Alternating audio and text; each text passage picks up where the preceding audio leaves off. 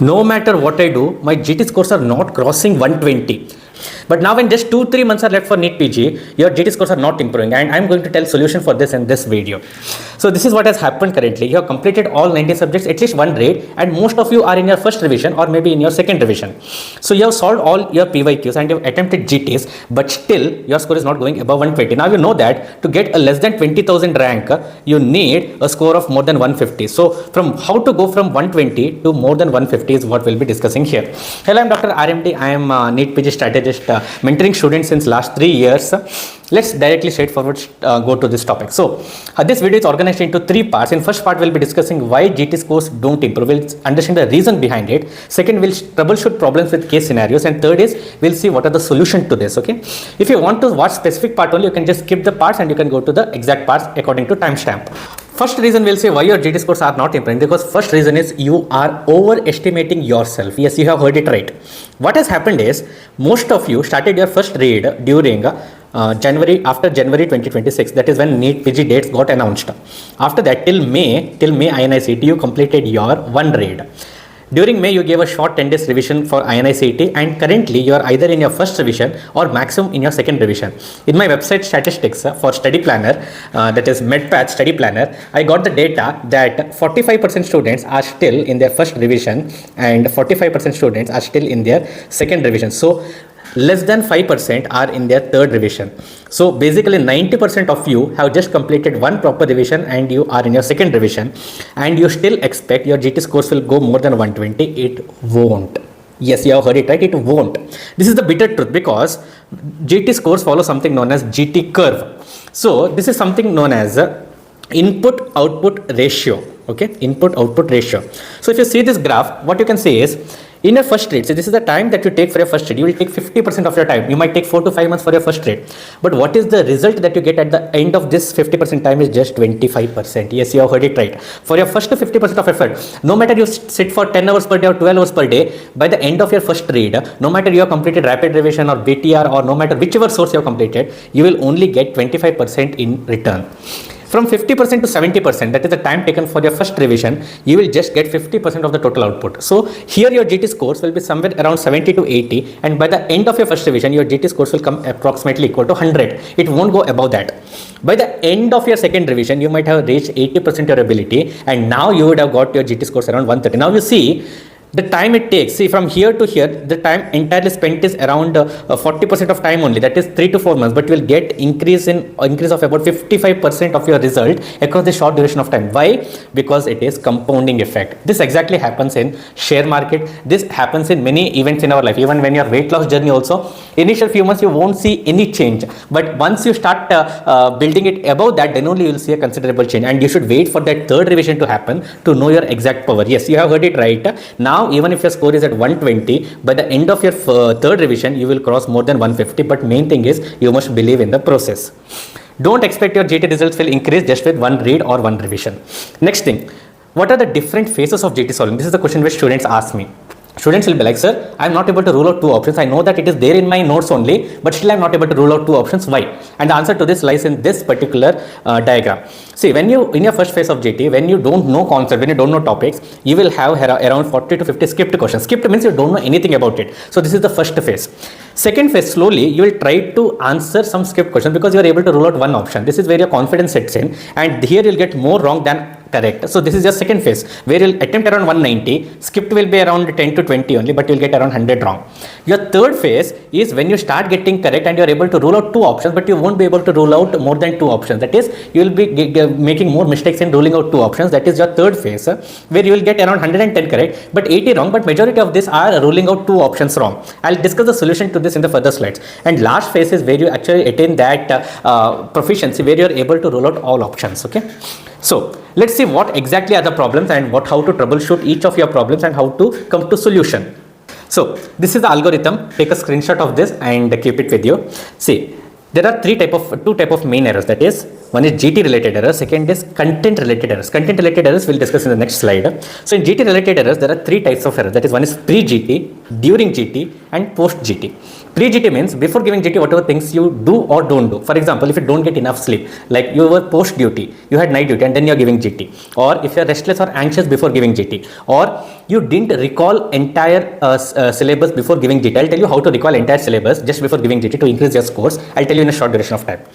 Second is GT giving errors. For example, you don't have concentration when you're giving GT. Something else is running in your mind. Next is physical exhaustion. You're not given practice to sitting for 3.5 hours. So just by sitting for half an hour, your back starts to ache. You are getting body pain. You're not able to sit in proper posture. Third is mental exhaustion. Like after set B, your brain doesn't work. You're like trying hard to understand what the question is. You're not understanding anything. Okay. Fourth is improper GT setup. Like for example, you're sitting for some time and then something happens. Someone comes into your room and then your concentration is gone. So that is an improper setup. And fifth is anxiety to see what your GT scores are. You just want to quickly finish GT so that you can see what your GT scores. And I think majority of you, comment in the comment section if this is true, majority of you will have this problem. You are just anxious to see what your final scores are. Post GT is problems with reviewing GT, and this I have extensively discussed in this video which I released 6 months back, that is NEET PG 2026 series, episode number 4. So please go back. The link is in the comment section of this video. Go to that and click on the link and you'll get to know how to review GT and what is the error that you make with reviewing GT. So second choice, the second error type of errors are the concept based errors, so content related errors. So here there are two types. One is content based error and second is memorization based error. Okay. So when it comes to concept based content, what you should do, there are two options. One is you can either go through MCQ discussion videos and T&Ds and you can clear your concepts. And second is you can either go through and solve more questions, practice MCQs related to it. One important thing is don't make custom models of PYQ and solve. I have told it repeatedly. If you have not seen my prior videos, please go to prior videos and check it. For memorization based content, what you should do, you should repeatedly do this because you will make mistakes with this. These actually improve with revision. But if you feel that something is important and you forget it repeatedly in GTs, just make mnemonics for this. Okay, mnemonics, good mnemonics for this. Remember this. Okay. So next we'll see what are the solutions to these problems. The easiest solution, I just told you 2 minutes ago. What is the easiest solution? Easiest solution is to recall things in GT quickly. Quickly before the exam, 1 to 2 hours before exam, you have to recall whatever is important for that particular subject and then move on to next subject. So 19 subjects you should be able to cover 2 hours before you give GT. So let's say you have total 19 subjects and you are giving, let's say, GT at 9 AM. So between 7 AM to 9 AM, you should be able to quickly review entire 19 subjects. But then comes the next question. Every subject, every notes is very big. Even BTR is also very big that you can't revise in 2 hours. And this was exactly the problem that I faced when I was mentoring my students. So what I did, I came up with a new strategy. What if we have a 20th notebook? Now, the problem with 20th notebook is every student doesn't know what is important and what is not. Only a trained mentor will know exactly what exactly is important and what is not. So that should be something related to PYQs because many GT questions are based on PYQs. Even in our exam also, things are based on PYQs. So what if there is a GT notebook which is based on PYQs, which will give you only important repeated content so that you can revise it quickly before each GT, and that is the logic behind this 20th notebook. So this is the perfect 20th notebook that you will ever get. It consists of total 121 pages which will be quickly reviewed within 1 minute for one page. So you can finish entire thing in just 2 hours before every GT. So remember, you are reviewing something, you are revising something within 2 hours just before giving GT, and that can actually increase your GT scores by more than 100. Yes. Now if you see this now, like it has also GT tracking tables, it has some like errors, it has some basic content to tell you where you're going wrong. So for example, this is medicine part of GIT and nephrology. Whatever is important only is given in this. This is single page, entire GIT of medicine and entire renals of medicine is condensed into this. See for example, hepatorenal syndrome, where recurrently asked SBP, what exactly is needed, only that much is there. Obstructive jaundice, only needed things. Child Pew score and MELD score, if you go through any Q bank, question bank, you will see explanation, so many things are there. You won't be able to read those many things. But here, everything is condensed into a small box. Similarly, Crohn's disease versus ulcerative colitis, exact differences. Celiac disease, what exactly is required, only that much, nothing else. Whipple's disease, Cushing's ulcer. And let's see hematology and immunology under medicine. Only very recurrent, like one Willebrand disease, how to differentiate between one Willebrand disease and hemophilia. Similarly, ITP, what are the things that you should remember? First line, what is the treatment for relapse, what is the treatment for refractory, everything, including images. For example, let's say, let me take you an image-based question, like for example in radiology, okay, this is CNS, neurology part of medicine. So here you will get HSV encephalitis, what are the changes, what are the images. So you have images, you have tables, you have PYQ-based words, like for example, drug used to prevent vasospasm in subacute SH, that is subarachnoid hemorrhage. It is nimodipine. Single word PYQ based answers. Everything is there in this. I have made sure that entire content is condensed into just 120 pages so that you can recall this before every GT. And not only that, if you want extra things to add, you can add under this, and there are specific separate pages subject wise to add extra content whatever you need. You will never get. No one has released a 20th notebook like this. You can even use this as a rapid last 1 week recall book also. When you don't have any other source, let's say you are using some very big source, you can even use this for last minute revision also. So even ECGs, everything is given in a condensed manner.